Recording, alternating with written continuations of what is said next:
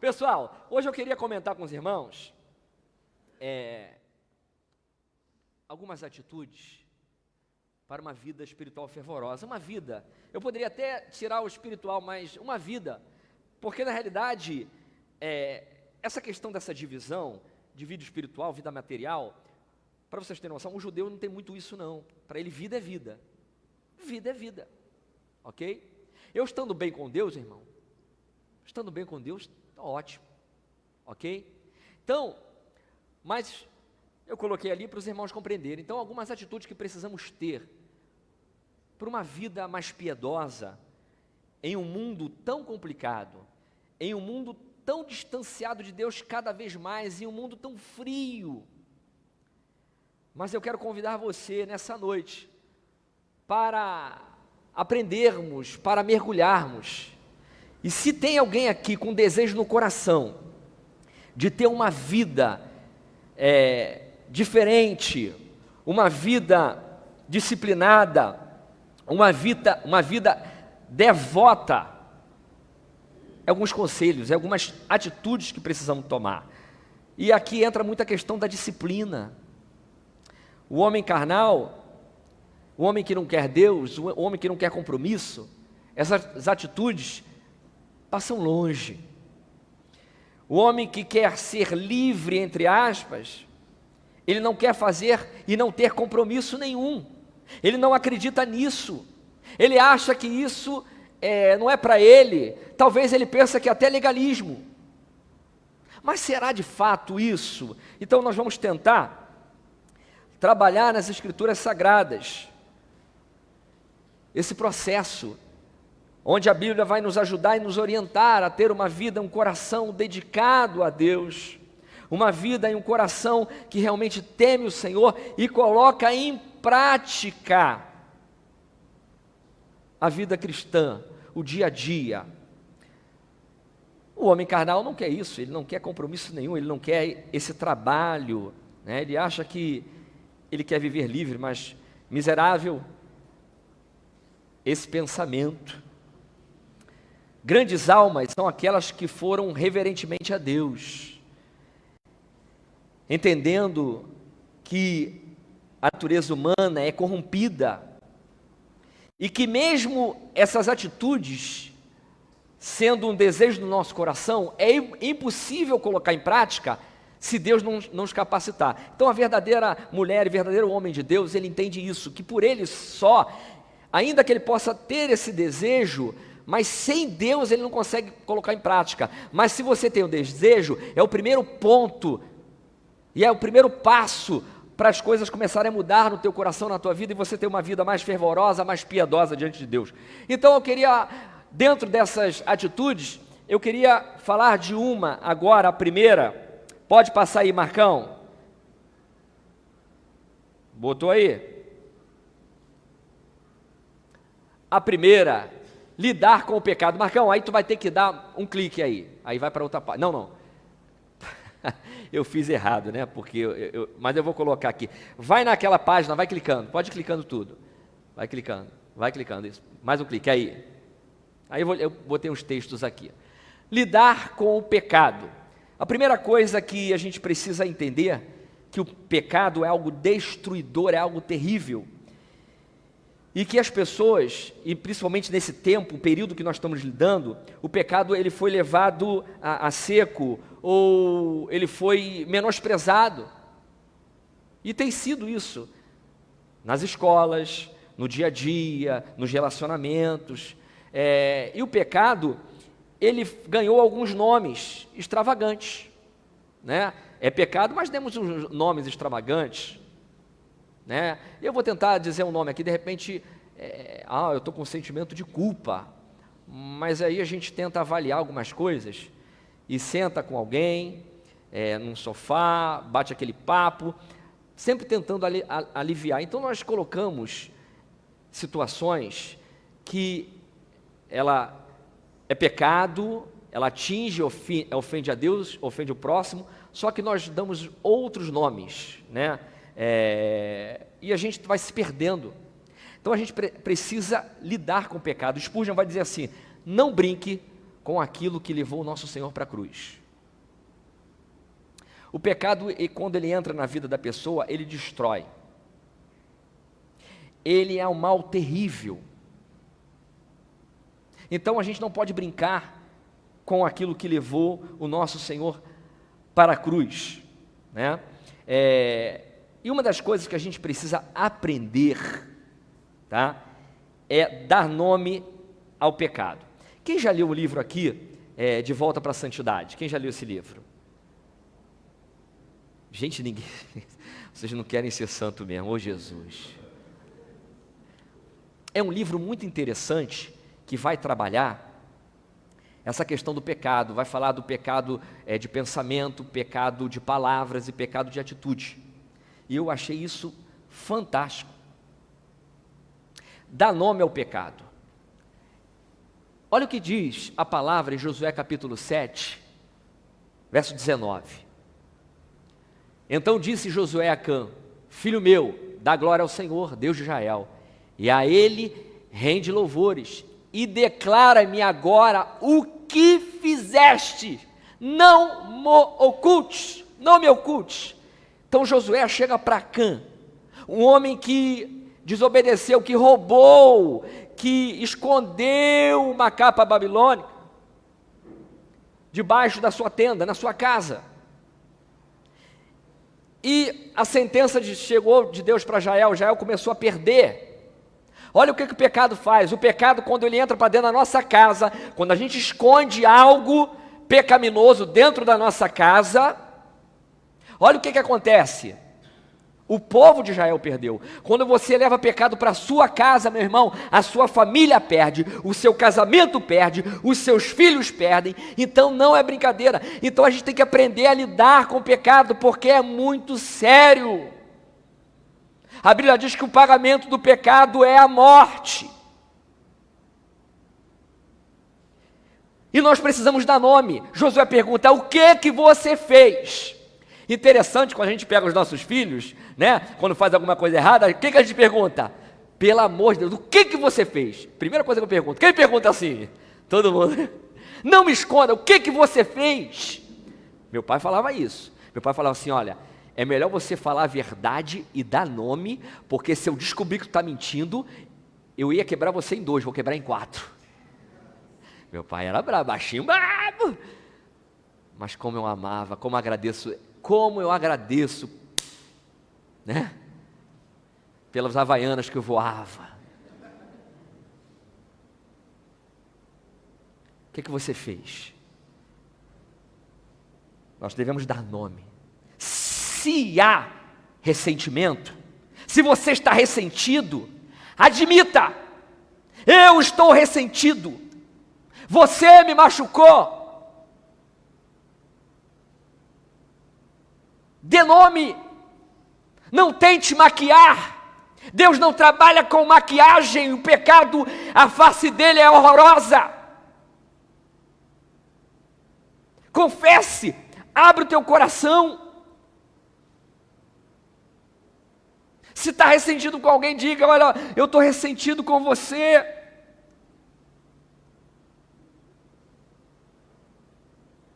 E às vezes a gente está ressentido e a gente começa a usar de artifício para atingir o outro com quem a gente está ressentido. A gente começa a falar mal, a sempre lutar contra a pessoa, às vezes dentro da nossa casa mesmo, irmão, da nossa família, às vezes dentro da igreja, no trabalho, e a gente está ressentido, e a gente começa a lutar, a se armar, e começa a falar mal, e tudo por causa de ressentimento. Põe nome do seu pecado: eu estou ressentido. Não tenta encobri-lo. Você precisa confessar, em vez de encobrir. Se é o teu temperamento, não chame isso de indignação. Ah, é indignação, é meu temperamento. Não!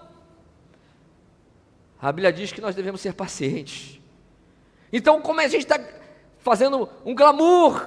É meu jeito assim. Eu conheci uma irmã, rapaz, ela era, né? Pastor, esse é meu jeito. Eu falei: do jeito que o diabo gosta. A Bíblia manda a gente ser temperante. Ué? Hoje eu falei sobre ira. Toda ira é pecado? Não. Toda ira não é pecado. A Bíblia diz, ireis, mas não pequeis. Qual é a ira que não é pecado? É a ira contra a indignação, a injustiça. Não contra o próximo, não contra meu irmão, mas contra a injustiça, contra aquilo que ofende a Deus. Não contra o pecador. Então a gente precisa entender isso e começar a dar nome. E a Bíblia dá nome. E por que a gente não dá nome? Porque a gente tem medo. Olha aí. Porque as obras da carne são manifestas, as quais são adultério, olha, adulterei, fornicação, forniquei, fiz sexo antes do casamento, impureza, lascívia, eu estou mergulhado na sensualidade, idolatria, eu sou idólatra, feitiçaria, eu estou fazendo uma mandiga, pastor, inimizades, tem alguém aqui, irmão? Inimizades, eu estou colocando inimizade. Inimizade não é de Deus, irmãos. Contendas, ciúmes, iras, pelejas, dissensões, heresias, invejas.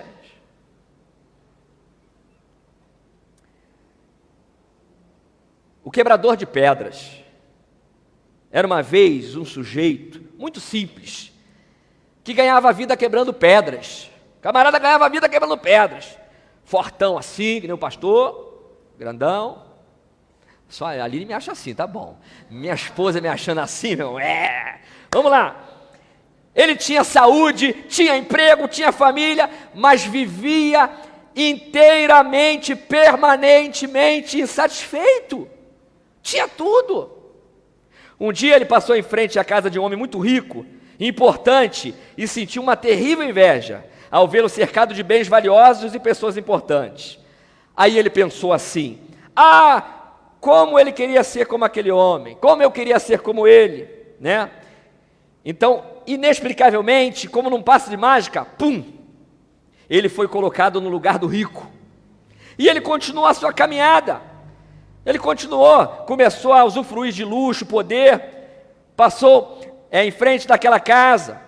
Mais à frente, um general muito importante da cidade, montado no seu cavalo magnífico. E toda vez que o general passava, todo mundo se curvava diante dele. E o quebrador de pedras, novamente, insatisfeito, invejoso, desejou ser aquele general. E mais uma vez, plim! Lá estava ele em cima do cavalo.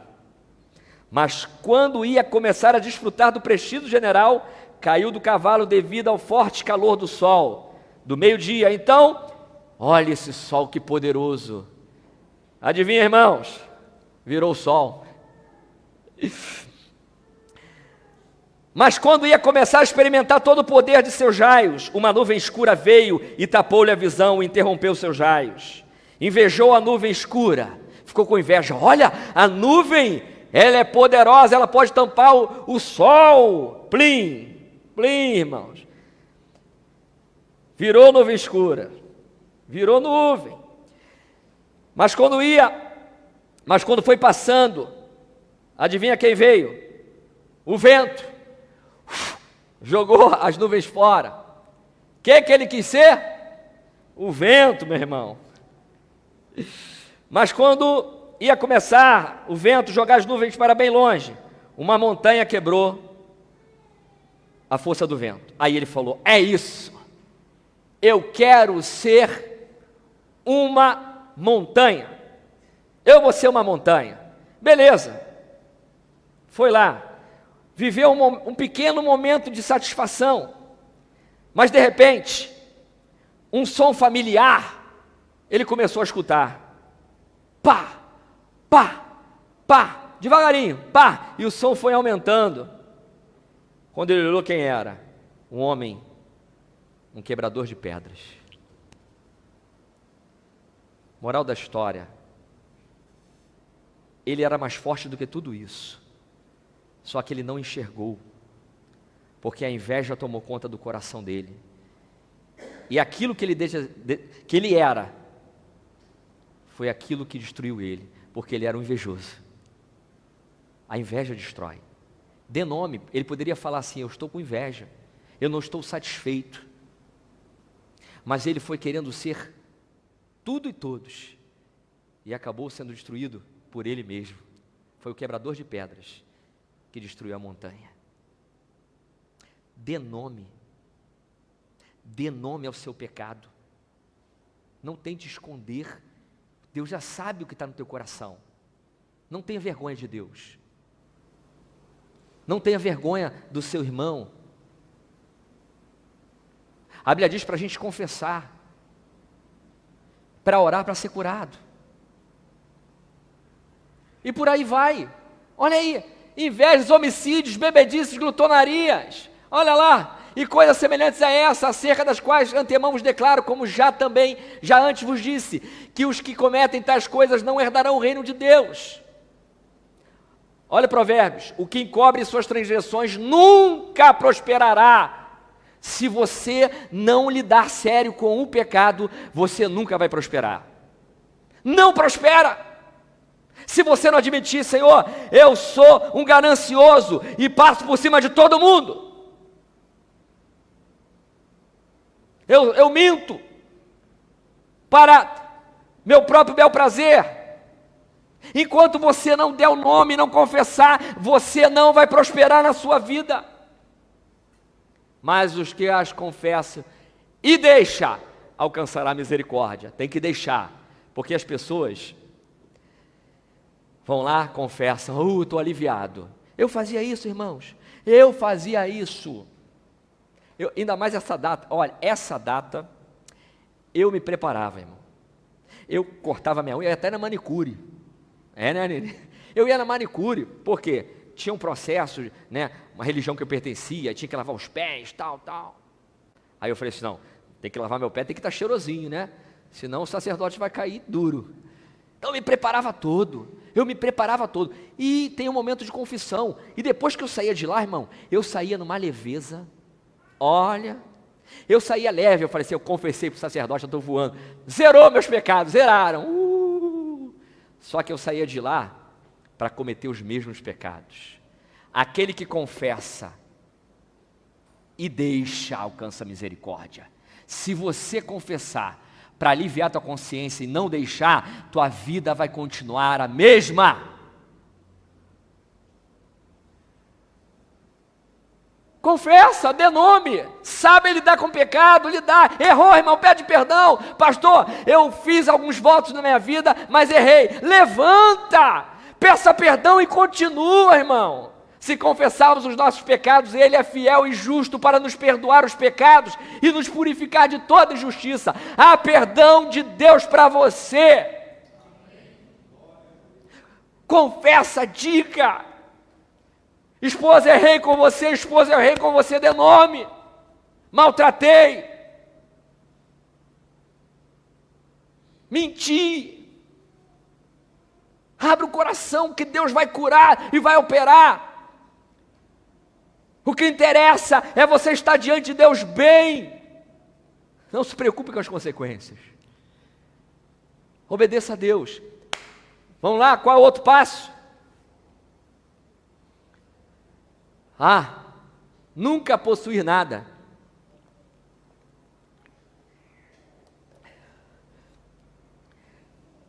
Eu não quero dizer com isso aqui é que você não vai ter nada, você não vai ter bens, não vai ter coisas. Essa não é a intenção. Por favor. Às vezes as pessoas entendem muito rasamente. Quando a Bíblia diz humilde de espírito, é humilde dentro, é reconhecimento da miséria em relação a Deus. Não tem nada, Deus não tem nada contra rico, não tem nada contra a prosperidade, você pode prosperar. Mas, pastor, nunca possuir nada? Calma. É a sensação de você possuir. Esse é o problema. Por quê, pastor? É simples.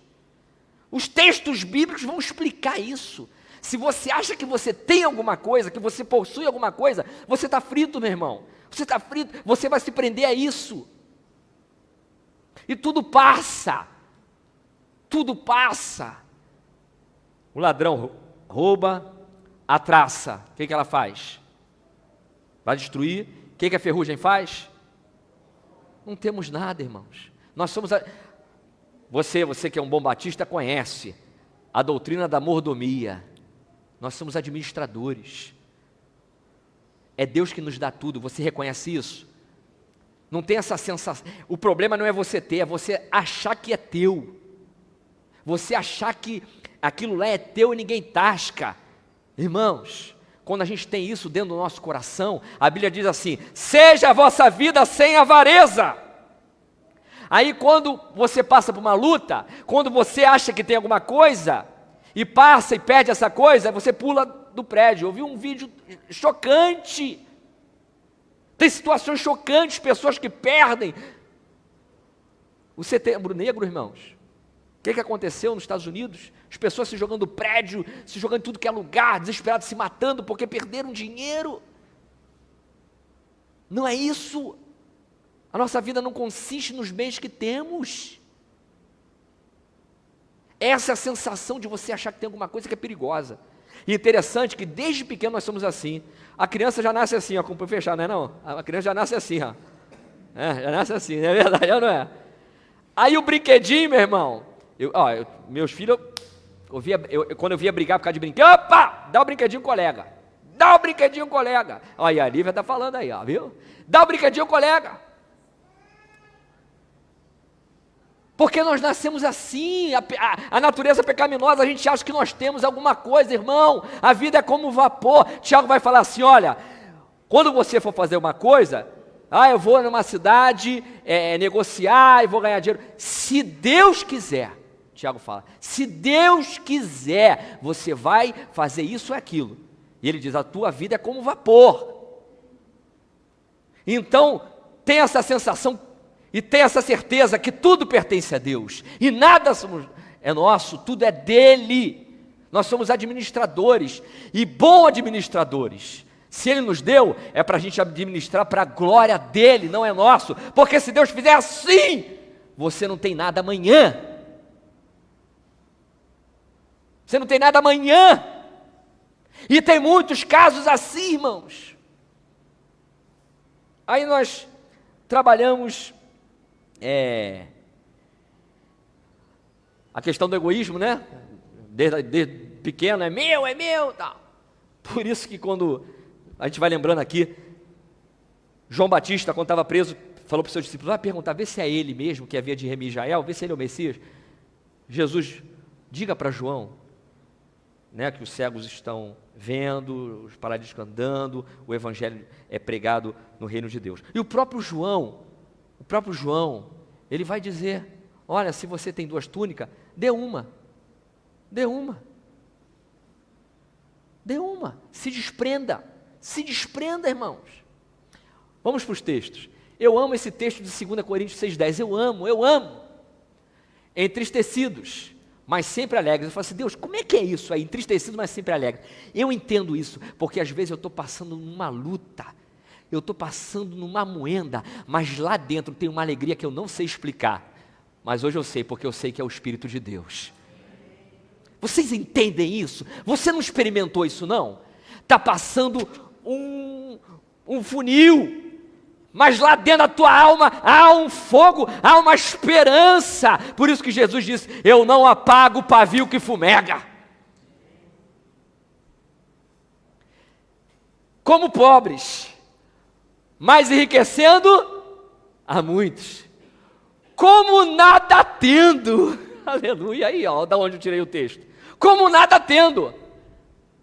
E possuindo o quê? Possuindo tudo.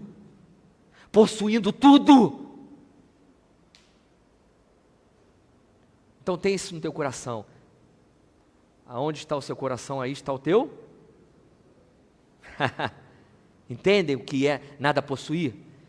É entender que tudo é Deus, o que Deus te deu é para a glória dele e para você abençoar. E cada vez que você entender isso, você vai ter tudo e tudo mais. Tem um irmão que fala assim para mim: pastor, Deus é muito bom comigo, porque cada vez que não é isso, eu entendi o que ele falou, não é nada de barganha, eu entendi porque eu sei, eu conheço, a gente entende, a gente vê, cada vez que ele abençoa o reino, Deus dá para ele. Aí eu entendi, sabe por quê? Eu falei para ele: sabe por quê? Porque Deus conhece teu coração, você tem um dom da generosidade. Aí ele fala, não pastor, é tudo para o reino, não vou levar nada e vou abençoar, até às vezes eu digo, irmão, calma aí irmão, às vezes até se preocupa com o dos outros. Não, meu irmão, não se mete, deixa. Quem entende o que tudo pertence a Deus é a pessoa mais feliz dessa terra. Ela é desprendida,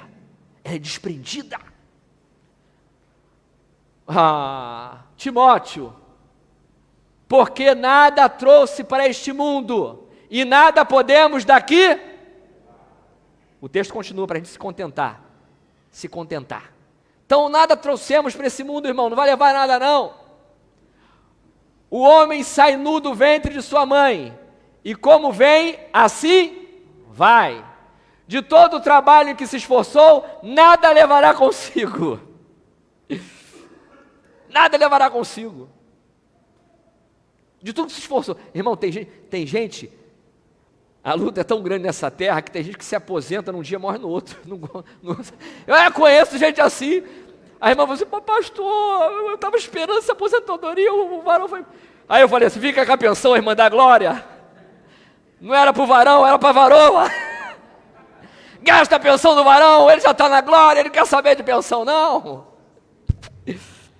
É verdade, a gente não quer entender isso, mas é a vida.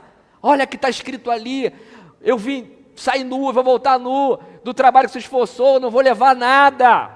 A crise de Salomão foi essa, meu Deus, eu fiz tudo, eu construí tudo, fiz pomares, aonde meus olhos viram, o que eu desejei eu tive. Isso tudo é vaidade, isso vai passar. Quando o sopro de vida sair, acabou. A crise de Salomão foi essa, irmãos.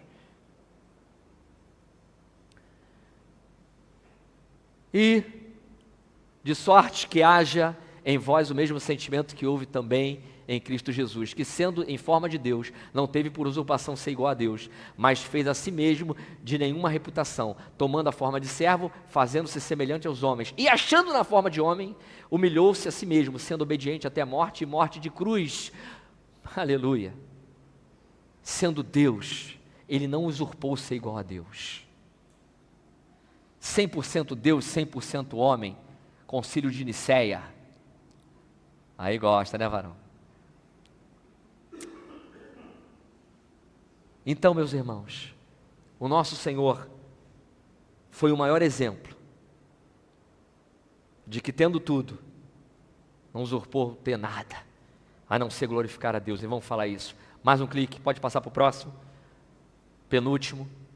Não se defenda. Não se defenda. Todos nós já nascemos com desejo de nos defender, irmão. E se você insistir em se defender, Deus irá deixar você fazer isso. Pastor, não entendi. Às vezes a gente quer muito direito, as pessoas hoje que tudo que é direito, tudo que é direito, tudo que é direito, tudo que é direito. Não, é meu direito, é meu direito, é meu direito, é meu direito. A gente quer se defender, nós já nascemos assim. Nascemos assim. Aí veio o evangelho e descortina tudo. Quem te bater na face, ofereça. Veio o evangelho e muda tudo. Pastor, então eu vou ser desculpa aí quem gosta, eu gosto muito. Você é um pamonha? Não estou falando disso, irmãos. Não estou falando disso. Tá? Alguém te ofendeu? Você vai devolver? É nesse sentido. É sentido de vingança. Olha que os textos, eles são muito claros. Quando eu deixo a minha defesa na mão de Deus, falo, Senhor, eu não vou me defender. Eu sei que às vezes dá raiva, às vezes eu sei que não é fácil, às vezes dá vontade de perder a linha, às vezes dá vontade de chutar o balde, tem certas situações, mas quando a gente aprende a colocar a nossa vida, a nossa defesa nas mãos do Senhor, as coisas mudam. Agora, se você insistir em se defender, não vai ficar legal a tua defesa, mas se você ligar a defesa de si mesmo a Deus, Ele, o mesmo Deus, irá defendê-lo. Deus falou isso para Moisés, Deus falou assim para Moisés: eu serei inimigo dos teus inimigos e adversário para os teus adversários. Deus está falando: Moisés, confia em mim, se entregue, coloque, não se envingue, coloque a sua vida diante de mim, porque eu serei inimigo dos teus inimigos e adversário dos teus adversários. Quem aqui quer ter Deus como inimigo? Então, irmão, coloca a sua defesa. O problema é que a gente quer defender algumas coisas, e essas algumas coisas é a nossa reputação. Quem não quer defender reputação, irmão? Quem quer defender, saiu alguma história aí sobre você, atacando a sua reputação, o que você deseja fazer? Acabar com isso. Quem está falando mal de mim? Quem está fazendo isso? A gente tem mania, e é de nós defender a nossa reputação. Mas, meu irmão, muitas vezes, é como a gente vai no gramado, vai ali fora, vê uma pena. Mas cadê o pássaro? Já voou, a história já correu, aí a gente fica desesperado tentando nos defender, não faça isso, você vai só gastar energia, deixa na mão do justo juiz. Às vezes Deus permite algumas coisas, às vezes Deus permite que rasguem a nossa reputação, para algo muito maior. Às vezes Deus permite, que a gente é tão preocupado com a nossa reputação, que às vezes achamos que nós somos um Deus, incaíveis. Às vezes Deus permite. Agora, se o que falam mal de você é verdade, aí Pedro vai dizer que o negócio já é mais embaixo. Agora, se estão falando de você é mentira, descansa no Senhor, porque Ele vai vir com providência. Minha é a vingança, diz o Senhor. Minha é a vingança, diz o Senhor. Descansa nisso. Confie nisso. Então não se defenda. Olha lá. Mas se diligentemente ouvires a sua voz e fizeres tudo o que eu disser, então serei inimigo dos teus inimigos e adversário dos teus adversários. O Senhor lutará por vocês. Tão somente acalmem-se, é Deus que luta por nós. Não vos vingueis a vós mesmos, amados, mas dai lugar à ira de Deus, porque está escrito: minha é a vingança, eu recompensarei, diz o Senhor. Aí a gente vai lá para o Evangelho, a gente vai lá para o Sermão do Monte, quando Jesus disse assim: e ao que quiser levar-te ao tribunal e tirar-te também a túnica, deixa levar também a capa. Se te fizerem forçar a andar 1 milha, ande 2. Não tenta se defender, deixa na mão de Deus. Te atacaram, te pisaram, deixa na mão de Deus. Irmãos, já tive experiências grandes de pessoas que se levantaram. Confesso que entristece e dói, mas eu confiei no Senhor e Ele bradou. Temos que confiar em Deus. A nossa defesa é Ele que nos guarda. E olha, você acha que Deus não vai defender os seus filhos? Claro que vai. Claro que vai. Não tenha dúvida. Até mesmo na sepultura. Irmão. Tem testemunho, você já ouviu aqui, eu conheço a irmã Graça, se ela está me ouvindo, mas não, deve estar no culto, né? Foi fazer um trabalho no cemitério, né? Eu conheci, irmão, eu não estou falando aqui que eu ouvi, não, eu conheci. Ela foi fazer um trabalho no cemitério, chegando lá, incorporou lá, né? O cão, incorporou, aí estava lá, quando ia começar a desenterrar, falou assim: aqui não. O demônio falou: esse eu não posso nem tocar. Mas está morto, está lá, só está pó, só está... Esse eu não posso nem tocar. Deus nos defende, Deus defende a nossa história. Confia nele. Mas agora, obedeça, faça a coisa certa. Meu direito, pastor, é meu direito. Por isso, meu irmão, está tendo muita briga aí, todo mundo quer direito. Ninguém quer ceder nada. Isso começa na família, hein? Casamento, todo mundo quer seu direito. Tem que ceder, meu irmão, tem que ceder. Tu vai ver a coisa mudar. Eu estou cedendo muito, irmã Aline, tu vai ceder também, hein? Não, né? Vai passar isso, senão o pau vai morrer aqui, irmãos. E por último,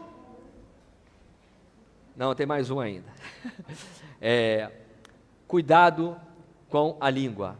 Irmãos, cuidado com a língua. Tenha cuidado com a sua língua, irmão. Cuidado, porque ela é destruidora. Ela é terrível. Um nobre senhor mandou um dia seu criado para o açougue. Vai no açougue, traz-me um bocado da melhor coisa que você encontrar lá no açougue. Para atender fielmente o seu dono, o servo trouxe uma língua. Que isso, pastor? Quem já comeu língua aqui, irmãos? Quem já comeu língua? É bom? É bom. Irmão, só eu olhar para a língua do boi eu já... Agora, quem já mordeu a sua língua? Mais 10 vezes. Vamos lá, irmão. Vamos voltar aqui para o coisa aqui. Então, o servo trouxe uma língua. O nobre senhor mandou que as criadas preparassem a língua. E assim se deliciou com um estranho, apetitoso bocado. Dias depois, o senhor chamou novamente o servo e recomendou-lhe: traze-me agora, do mesmo açougue que você foi, o bocado mais desprezível que encontrares. O criado foi depressa, pensou e trouxe mais uma língua. O patrão, o senhor, tomado de admiração, perguntou: o que significa isso? Pedi o melhor bocado e me trouxeste uma língua. Depois pedi o pior bocado e me trouxeste também uma língua. Então o servo, que era sumamente sábio, explicou: não me enganei, senhor. É isso mesmo. A língua é ao mesmo tempo tudo o que há de melhor e tudo o que há de pior no mundo. Aí você vê Tiago, capítulo 3, de 9 a 11. Que a mesma língua que bendizemos a Deus, amaldiçoamos o nosso irmão. Cuidado, porque a língua destrói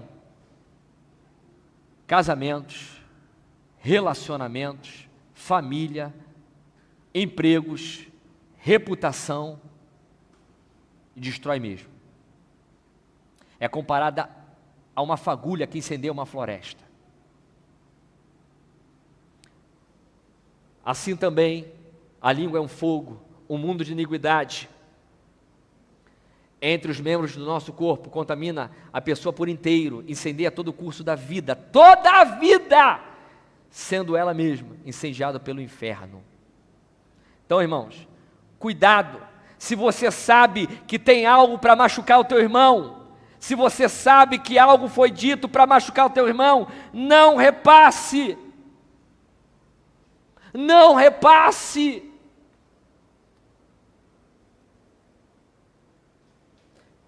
Eu sei que tem algo ali que vai ferir o irmão Tião. Aqui não tem nenhum Tião, não tem? Eu não vou repassar porque eu sei que isso vai machucá-lo. Então cuidado, irmão. Cuidado, porque a Bíblia diz que a gente come, nós comemos do que sai da nossa boca, do que sai da nossa língua, é aquilo que nós vamos comer. A tua alma vai se alimentar daquilo que você fala. Irmãos, não faleis mal uns dos outros. Quem fala mal de um irmão e julga seu irmão, fala mal da lei e julga a lei. E se tu julgas a lei, já não é observador da lei, mas juiz. Tem uma historinha, eu até apaguei aqui a história. Estava dois casais conversando, um casal conversando, a mulher e o homem, falando mal, para variar, de um acontecimento de uma festa de família. Aqui ninguém faz isso, faz? Aí estava lá o casal, batendo o dente. Aí, tu viu a festa? Você viu o cabelo do pastor Renato? Que horrível que estava. E por aí vai. E de repente o marido fala assim: benzinho, fecha a porta. Já pensou alguém ouve a gente falando do fulano tal? Aí a mulher foi lá, levantou e fechou a porta. A porta foi fechada. E eles continuaram falando mal, mas a boca continuou aberta. A língua continuou solta. Cuidado, porque a Bíblia diz que aquilo que a gente sussurra no quarto, um dia Deus vai clamar nos telhados, vai ser ouvido nos telhados. O que você fala nos quartos, o que você fala onde ninguém está vendo, Deus um dia vai fazer que dos telhados ouçam tudo o que você falou mal do seu irmão. Já viu? Já escutou essa? Vai lá. Continua, irmão. Deus é um Deus vivo. Deus falou isso para os escribas e os saduceus, na realidade, que não acreditavam em ressurreição. Quem muito fala, trai a confidência. Mas quem merece confiança, guarda o segredo.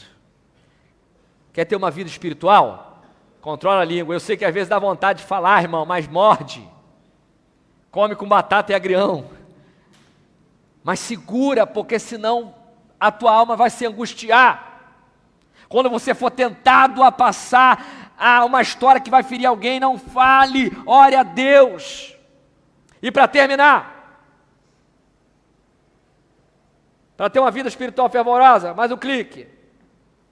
Nunca aceite nenhuma glória. A glória não é sua, a glória não é minha. A glória é de Deus.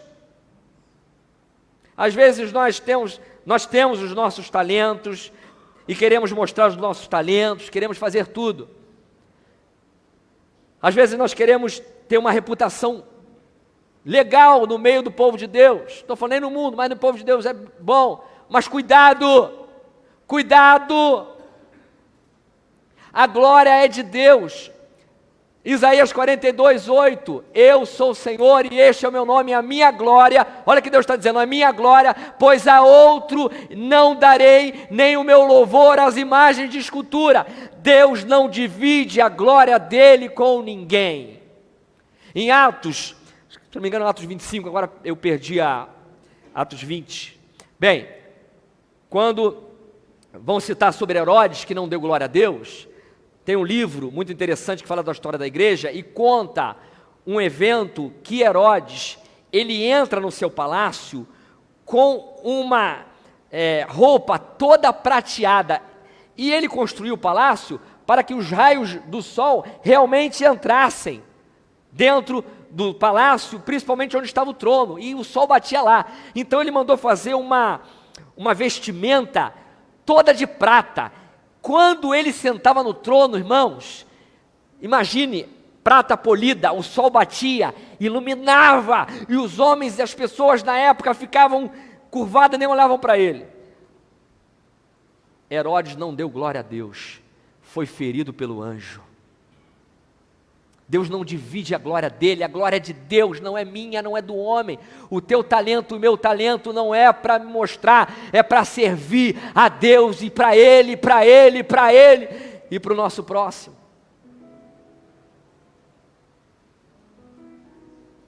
Morreu um irmão lá na igreja de Acari, Adilson. Ele morreu até por zelo, demais. Que isso, pastor? Eu até brinco. Novo. É um irmão que a igreja conhecia ele, mas conhecia ele por trás dos bastidores. Teatro, qualquer coisa. Ele nunca aparecia. Ele cuidava do jardim da igreja. Ele cuidava, deixava o jardim uma maravilha. Lindo. Mas ninguém nunca via ele fazer isso. Quando a igreja grande, quando fazia teatro, ele estava lá atrás da cortina. Nunca ninguém via ele, nunca... Mas a gente percebia que as coisas funcionavam. O culto funcionava. E muito pela instrumentalidade dele, mas ele nunca apareceu. Até que quando ele chegou na igreja um dia, ele até virou zelador da igreja. Tinham furtado, tinham roubado a igreja, revirado tudo. Quando ele viu aquilo, ele passou mal, infartou e morreu. Isso tem 2 anos atrás. Foi uma comoção muito grande na igreja. E fez muita falta, e até hoje faz, o pessoal comenta. E eu aprendi muito com isso, falei, Senhor, me dá um pouquinho desse entendimento do Adilson. Porque a minha recompensa não está aqui, a nossa não está aqui. E tudo que eu faço, tudo que eu sou, não é para mim, é para a glória dele. Ele não divide, Deus não divide, não há glória para o homem. Tanto que a salvação do começo ao fim vem de Deus. Porque se alguma coisa viesse de nós, nós iríamos falar: Deus, mas isso vem de mim. Por isso que para Ele são todas as coisas, por Ele, para Ele são todas as coisas. São todas as coisas, glória eternamente, amém. Quem fala de si mesmo busca a sua própria glória, mas o que busca a glória daquele que me enviou, esse é verdadeiro, e não há nele injustiça. Quem está falando isso é o próprio Jesus. Quem fala de si mesmo busca a sua própria glória, mas o que busca a glória daquele que o enviou, esse é verdadeiro e não há nele injustiça. Jesus está dizendo assim: eu busco a glória do Pai. Se Jesus busca a glória do Pai, quem sou eu para buscar diferente? A glória é dele, é tudo para ele. E Jesus falou isso: eu busco glorificar o Pai. Aí o Pai diz assim: mas eu te glorifiquei também, meu filho. É Deus que nos honra, é Deus. Portanto, recebei-vos uns aos outros, como também Cristo nos recebeu para a glória de Deus. A glória dele. Quando eu recebo um irmão, quando eu abençoo um irmão, eu recebo para a glória de Deus, não é para minha glória, não é para ganhar ponto com você. Eu te recebo porque Deus diz que quem recebe um irmão glorifica a Deus. Quem cuida de um irmão glorifica a Deus. Não é para mim, não é para a glória. Por isso que o Evangelho diz: e com a sua mão direita fizer, a esquerda não tem que saber.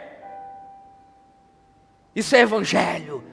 Quer ter uma vida fervorosa? Viva o Evangelho. E para terminar, porque dele, por ele e para ele são todas as coisas, ele seja a glória perpetuamente. Amém. A glória dele, é tudo para ele. Hoje nas igrejas, está tudo mudado. Nós temos área VIP agora em igrejas. Lê Tiago, meu irmão, lê Tiago. O que está acontecendo? Lê Tiago, capítulo 1, lê Tiago.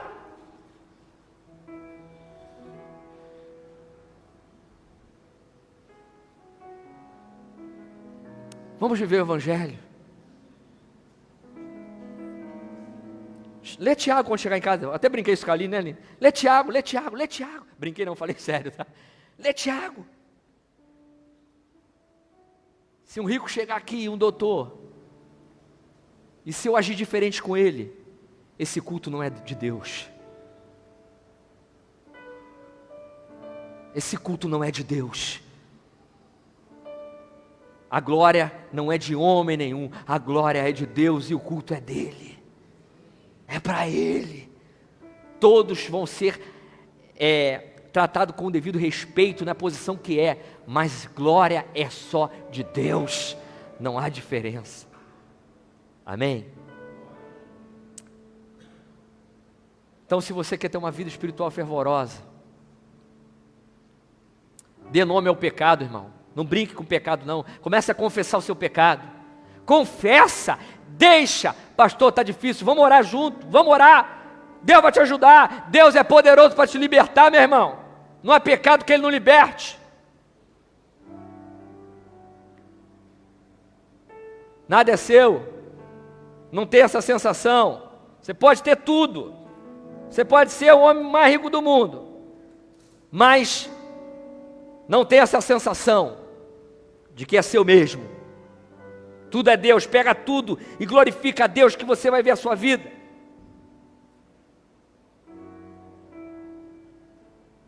Nunca se defenda. Coloca tudo na mão de Deus, porque senão você vai se tornar uma pessoa amarga, porque as pessoas nos maltratam. Muita gente te maltrata, me maltrata, nos trai, nos decepciona. E se a gente deixar isso entrar no nosso coração, a gente não vai ter uma vida espiritual fervorosa, porque a mágoa já entrou, já criou raiz. Então não se defenda, fala assim: Deus está em tuas mãos, Você sabe quem eu sou, Deus, o Senhor sabe quem eu sou.